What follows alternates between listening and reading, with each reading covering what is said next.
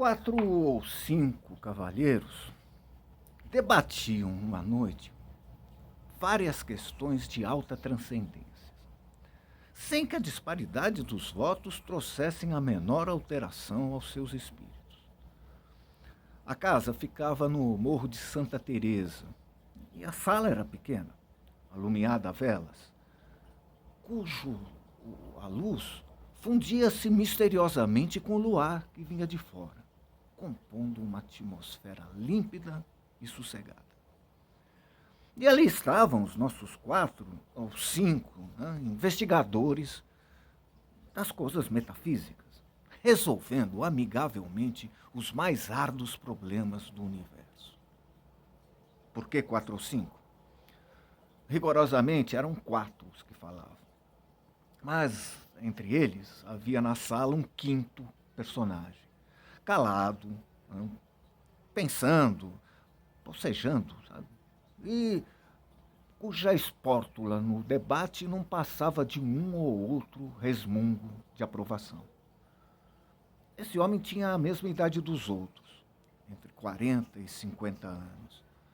Era um provinciano, capitalista, inteligente e não sem instrução. E, pelo jeito, astuto e cáustico. Não debatia nunca. E desculpava-se da abstenção com um paradoxo, dizendo que a discussão é a forma polida do instinto batalhador, que jaz no homem como uma herança bestial. E acrescentava que os serafins e os querubins não controvertiam nada. E, aliás, era a perfeição espiritual e eterna. Mas como desse essa mesma resposta naquela noite, contestou-la um dos participantes, desafiando-o a demonstrar o que dizia, se era capaz. Jacobina, assim se chamava ele, refletiu por um instante e respondeu: "Ora, pensando bem, talvez o senhor tenha razão. Vai, senão, quando aquele casmurro tomou a palavra, olha, e não por 2 ou 3 minutos, por 30, 40. A conversa, nos seus meandros, veio a dar na natureza da alma, ao ponto que dividiu radicalmente os 4 amigos. Cada cabeça, cada sentença. E não só o acordo, mas mesmo a discussão, tornou-se difícil, se não impossível, pela complexidade das questões que se deduziram do tronco principal e um pouco, talvez, da inconsistência dos pareceres. Então, um dos debatedores pediu ao Jacobina alguma opinião, uma conjetura, ao menos. Nem conjetura, nem opinião, retarguiu ele. Uma ou outra podem levar de sentimento. E como sabem, eu não discuto. Mas se querem ouvir-me, posso contar-lhes um caso de minha vida, que ressalta a mais alta demonstração acerca da matéria que aqui se trata. Em primeiro lugar, não há só uma alma. Há 2. Nada menos de 2. Cada criatura humana traz dentro de si 2 almas. Uma que olha de dentro para fora, a alma interior, e outra que olha de fora para dentro, a alma exterior. Ora, espantem-se à vontade, podem abrir a boca, dar de ombros, tudo. Olha, mas não admito réplica. Se me replicarem, eu acabo o charuto e vou dormir. A alma exterior pode ser um espírito, um fluido, um homem, vários homens, um objeto, uma operação. Há casos, por exemplo, em que um simples botão de camisa é a alma exterior de uma pessoa. E assim também a polca, um livro, uma máquina, um par de botas, um tambor, etc. Está claro que o ofício desta segunda alma é transmitir a vida. É como a primeira.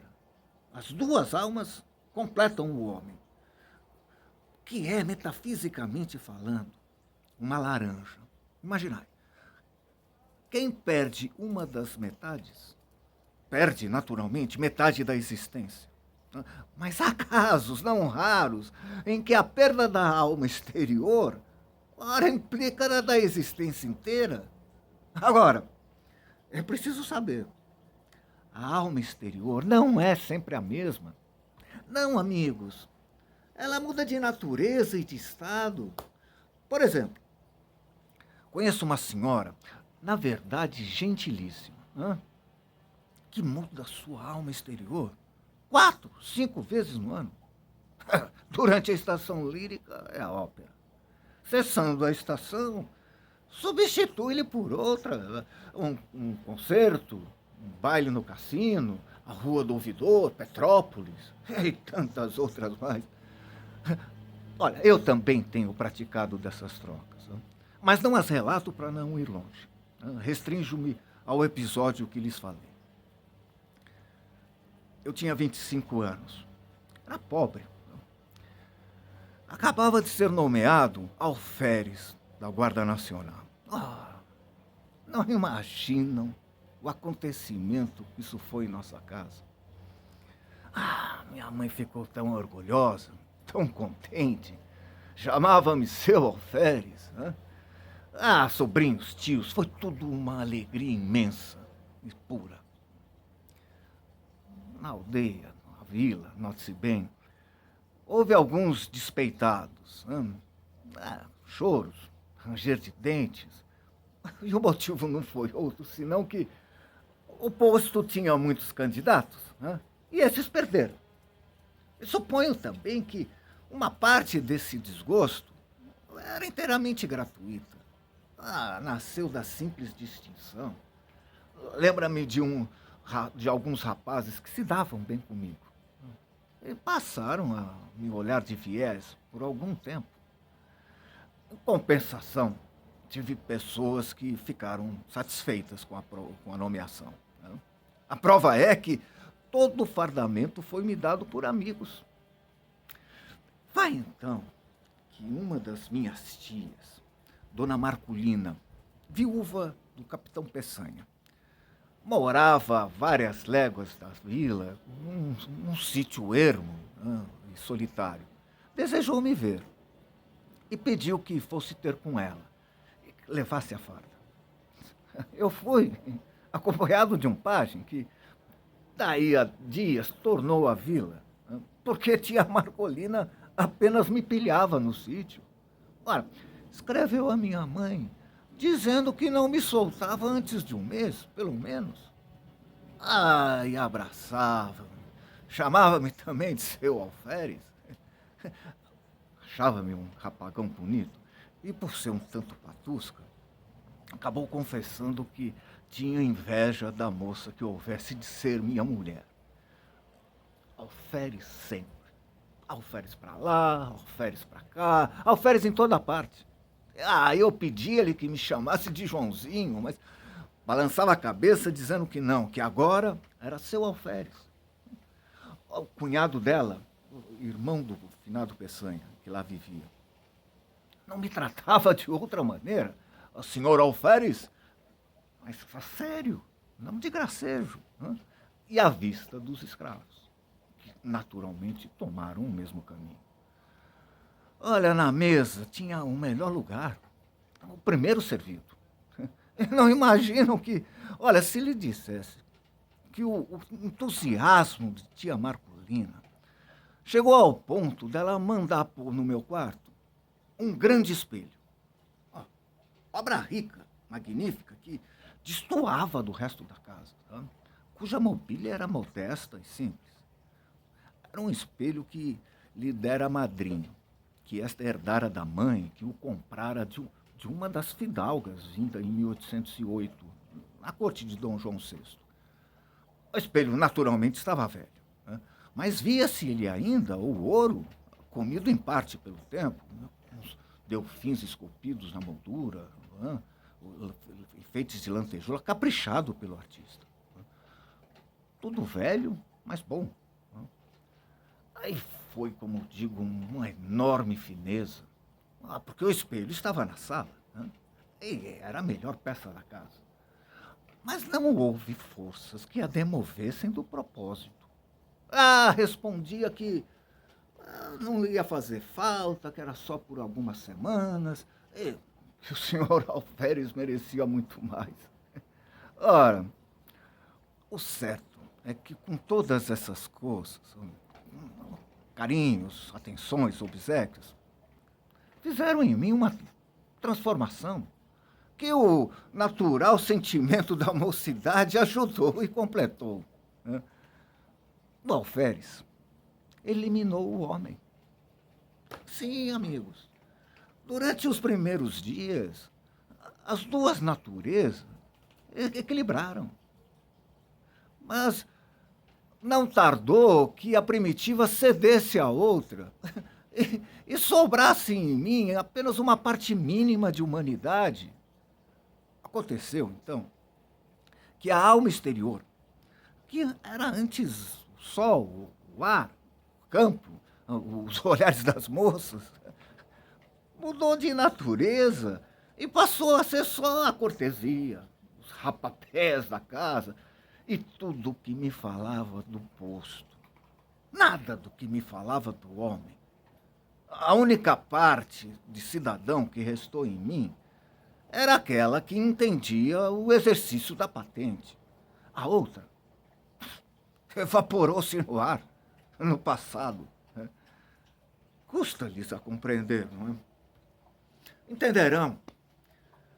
Os fatos explicarão melhor os sentimentos. Os fatos são tudo. Vamos a eles. Depois de 3 semanas, eu era outro. Totalmente outro. Exclusivamente Alferes. Ora, mas um dia recebeu tia Marculina uma notícia grave. Uma de suas filhas, casada com um lavrador que residente a 5, 6 léguas de lá, né, estava mal. E a morte. Adeus, sobrinho. Adeus, Alferes. Era a mãe extremosa que arrumou viagem e pediu ao cunhado que fosse com ela. E a mim, ficasse tomando conta da casa. Creio que se não fosse aflição, tomaria a decisão contrária. Deixaria o cunhado e iria comigo, mas o certo é que fiquei só, com os poucos escravos da casa. Confesso isso que, de início, senti uma grande opressão. Coisa semelhante a 4 paredes do Cáceres erguendo subitamente em torno de mim. Era a alma exterior que se reduzia. E agora passava a ser limitada por alguns espíritos boçais. O Alferes continuava a dominar dentro de mim, embora a vida fosse menos intensa, né? E a consciência mais débil. Os escravos punham uma nota de humildade em suas cortesias, né? O que, de certa maneira, compensava as afeições dos parentes. Mas notei mesmo que naquela noite eles se desdobravam de respeito, de alegria, de protestos. Nhô Alferes, minuto a minuto. Nhô Alferes é bonito. Nhô Alferes há de ser coronel. Nhô Alferes há de casar com moça bonita, filha de general. Um concerto de louvores e presságios que me deixou estático. Pérfidos. Mal eu podia suspeitar a intenção secreta dos malvados. Matar-me. Antes fosse. Antes fosse. Ouçam-me. Na manhã seguinte, achei-me só. Os velhacos, seduzidos por outros ou por movimento próprio, tinham resolvido fugir durante a noite. E assim fizeram. Achei-me só. Sem mais ninguém, entre 4 paredes. diante de um terreiro deserto e a roça abandonada? Nenhum fôlego humano. Corri a casa toda, senzala, tudo, nada, ninguém, um molequinho que fosse. Galos e galinhas, tão somente, não? Um par de mulas que filosofavam a vida sacudindo moscas. E 3 bois. Os mesmos cães foram levados pelos escravos. Nenhum ente humano. Parece-lhes que isso era melhor do que ter morrido? Era pior. Olha, não por medo. Juro-lhes, não tinha medo. Olha, eu era danadinho e tanto que não senti nada durante as primeiras horas. Fiquei triste com o dano causado à tia Marculina. Também um tanto perplexo, não sabendo se ia ter com ela para dar a triste notícia ou ficava tomando conta da casa. Decidi-me, finalmente, pela segunda opção. Para não desamparar a casa e porque, se minha prima enferma estava mal, eu ia apenas aumentar a dor da mãe, sem remédio nenhum. Enfim, resolvi esperar o irmão do tio Peçanha voltar naquele dia ou no outro. Não voltou naquele, nem no outro, nem na semana inteira. Olha, a minha solidão tomou proporções enormes. Nunca os dias foram mais compridos. Nunca o sol abrasou a terra com obstinação mais cansativa. E as horas batiam de século a século no velho relógio da casa, cujo pêndulo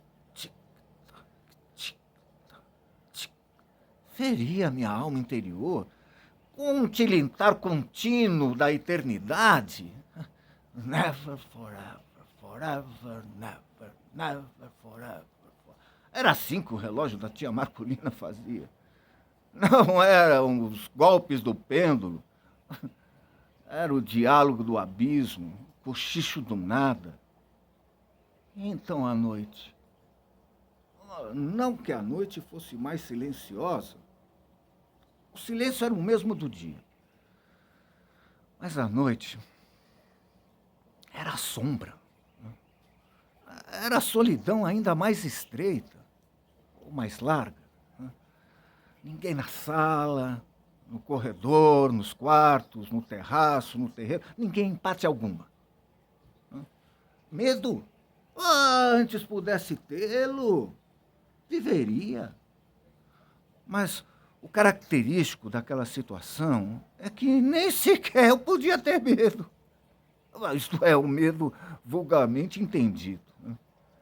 Eu tinha uma sensação inexplicável. Eu era um defunto andando, um sonâmbulo, um boneco mecânico. Dormindo era outra coisa. O sono dava-me alívio.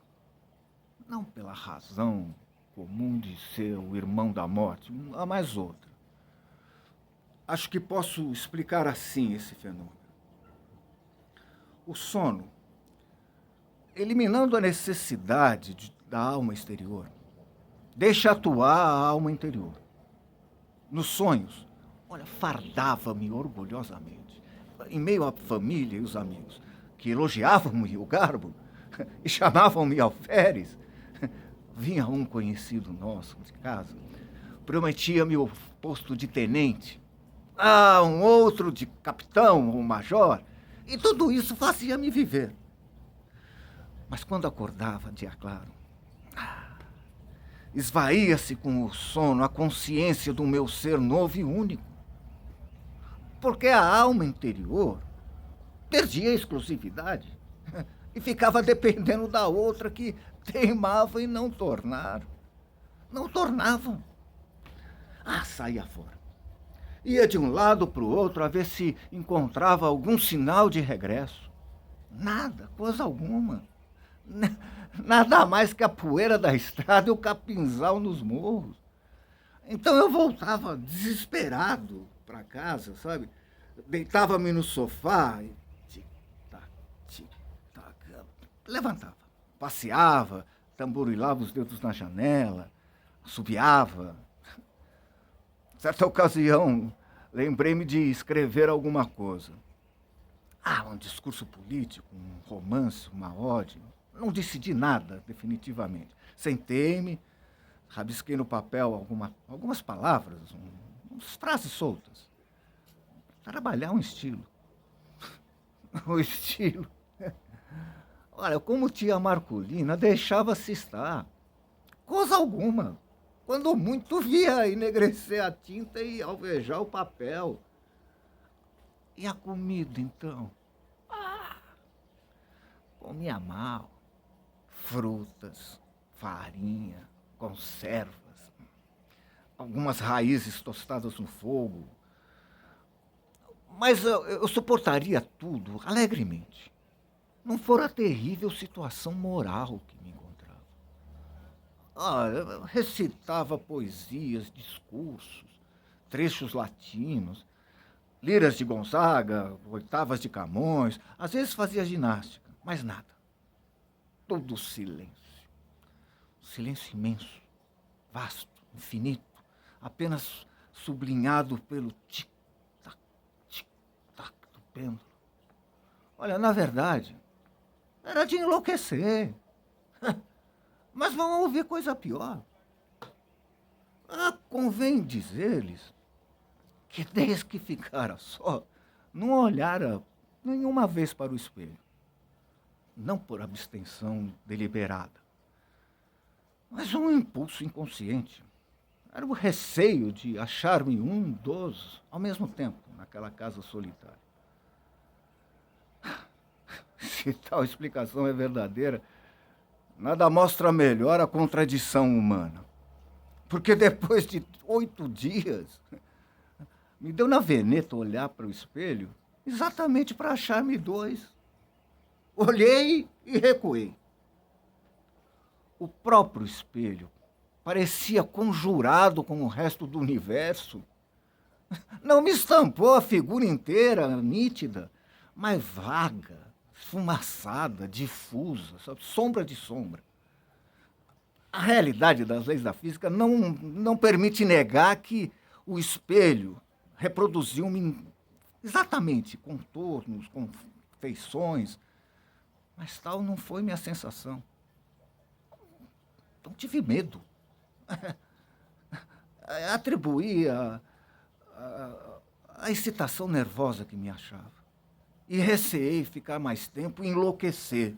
Vou-me embora, disse comigo, e ergui o braço num gesto mal-humorado e ao mesmo tempo de decisão, olhando para o espelho. O gesto estava lá, mas disperso, esgarçado, mutilado. Então entrei para vestir-me, murmurando comigo mesmo, tossindo sem tosse, agitando as roupas, afligindo-me com o frio do botão.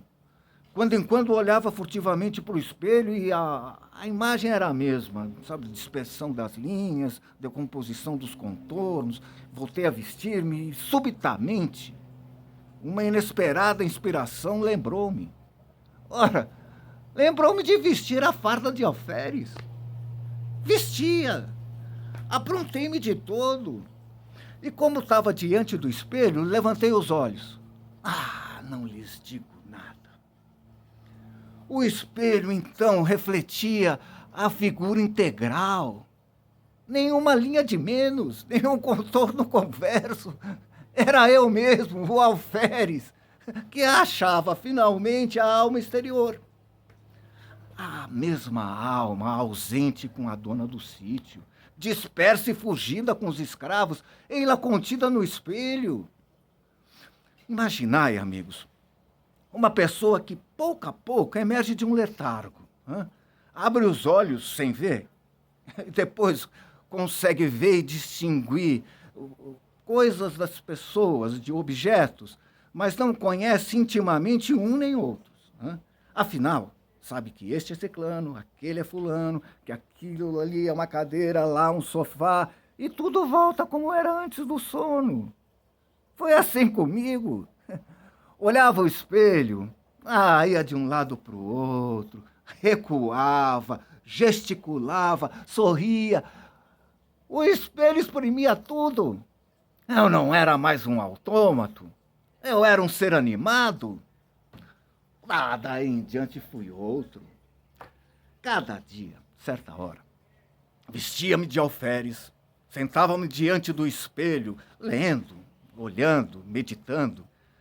E depois de 2, 3 horas, despia de novo. E com este regime pude passar mais 6 dias sem o sentir.